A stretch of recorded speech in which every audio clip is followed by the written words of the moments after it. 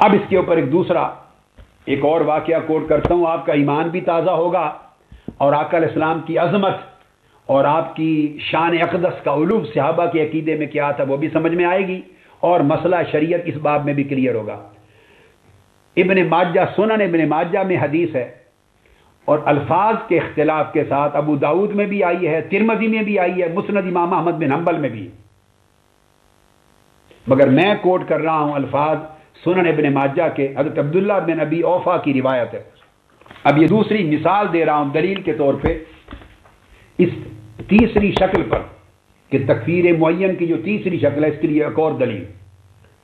حدیث میں آتا ہے کہ حضرت عبداللہ بن ابی اوفا شام، وہ روایت کرتے ہیں کہ حضرت معاذ ابن جبل رضی اللہ تعالیٰ عنہ، معاذ ابن جبل ملک شام گئے ہوئے تھے، بعض روایتوں میں یمن کا بھی ذکر آیا، اس حدیث میں روایت میں شام ہے۔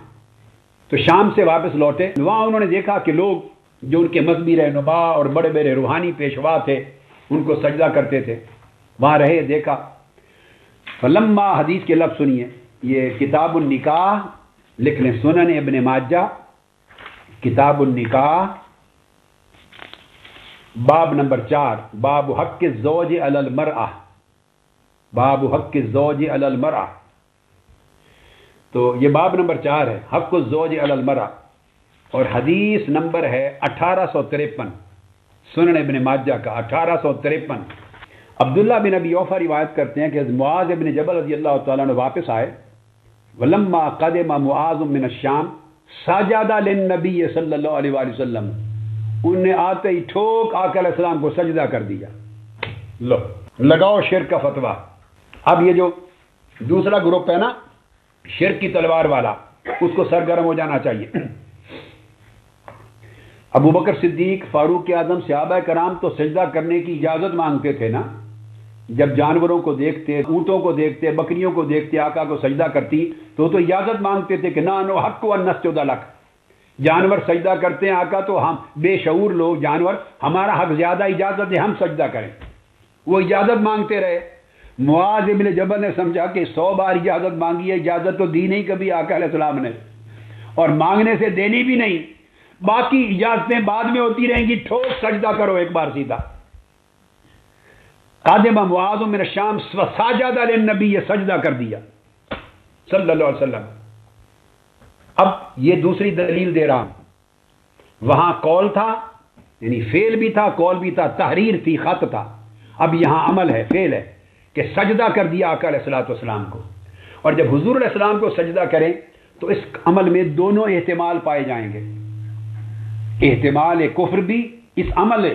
میں معاذ ابن جبل کی بات نہیں کر رہا، بات کو سمجھیں، میں بات کر رہا ہوں نفس فعل کی۔ جب کسی نے حضور علیہ السلام کو سجدہ کیا یا کوئی کسی کو سجدہ کرے تو غیر اللہ کے سوا کسی کو سجدہ کرنے کا جو فعل ہے اس میں دونوں احتمال ہوں گے، احتمال کفر و شرک بھی اور احتمال غیر کفر بھی، کہ اس نے عبادت کی نیت سے سجدہ کیا یا تعظیم کی نیت سے۔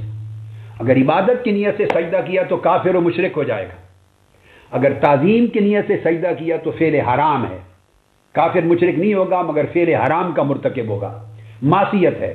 تو اس کو کہتے ہیں دو احتمال پا گئے، احتمال کفر بھی، احتمال معصیت بھی۔ حلال تو کسی صورت میں نہیں ہے سجدہ حضور علیہ السلام کی امت میں۔ جب یہ سجدہ کر دیا تو آقا علیہ السلام نے پوچھا قال ما ھذا یا معاذ، اب سجدہ دیکھ کر آقا علیہ السلام نے نہیں کہا کسی کو پکڑ لو اس کو، یہ سجدہ کیا، میری تعلیمات کی خلاف ورزی کی ہے، معاذ اللہ کفر کیا، یہ شرک کیا یا کیا کیا، پکڑ لو سزا دو، نہیں۔ بھئی باقی صحابہ کو بھی سزا ملتی رہتی تھی نا فعل حرام پر، اگر کسی سے غلطی اور خطا ہو گئی ملتی تھی، مگر یہاں سزا نہیں دی اسٹریٹ اوے۔ پوچھا ما ھذا یا معاذ،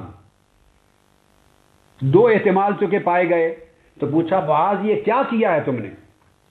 بھئی کیا تو سجدہ ہے، نظر آ رہا ہے، ما ھذا تو مطلب کیا پوچھا، تمہاری نیت کیا ہے، تمہارا قصد کیا ہے؟ بات سمجھنے والی ہے، فعل پر نہیں ہے سوال، ما ھذا یعنی یہ کیا فعل ہے، یہ نہیں پوچھ رہے کہ سجدہ کیا ہے یا کچھ اور، وہ تو واضح ہے سجد للنبی۔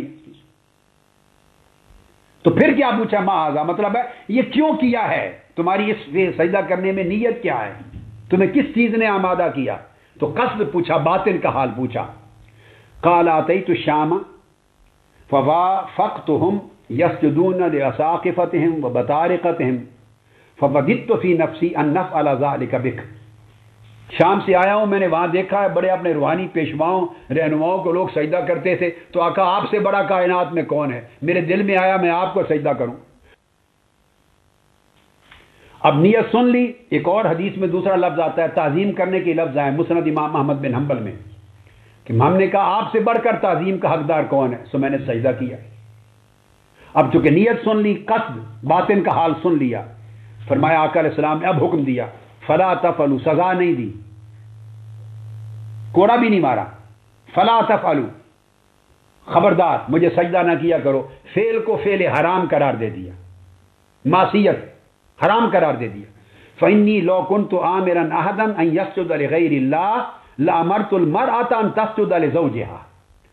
اگر اللہ کے سوا کسی اور کو سجدہ کرنے کی اجازت دیتا تو میں عورت کو اجازت حکم دیتا کہ اپنے شوہر کو سجدہ کرے. جب وہ نہیں ہے تو اللہ کے سوا کسی کو سجدے کی اجازت نہیں. آقا علیہ السلام نے حکم واضح فرما دیا. اس پر اب جو فقیہانہ بات آئے گی وہ یہ ہے کہ کلام تو واضح ہو گیا آپ کے سامنے کہ یہ سجدہ عبادت کا احتمال بھی تھا اور سجدہ تعظیمی کا احتمال بھی تھا. اگر عبادت کی نیت ہوتی تو کفر اور شرک کا احتمال بنتا تھا. اگر تعظیم کی نیت تھی تو احتمال معصیت تھا. تو آقا علیہ السلام نے محض فعل پر حکم صادر نہیں کیا، اس کا حال پوچھا، قلب کی نیت پوچھی. اور جب پتہ چل گیا کہ عدم کفر پہ دلالت کرتا ہے اس کا قصد، تو فرمایا معصیت ہے، گناہ ہے، حرام ہے، اجازت نہیں، میری شریعت میں منع کر دیا.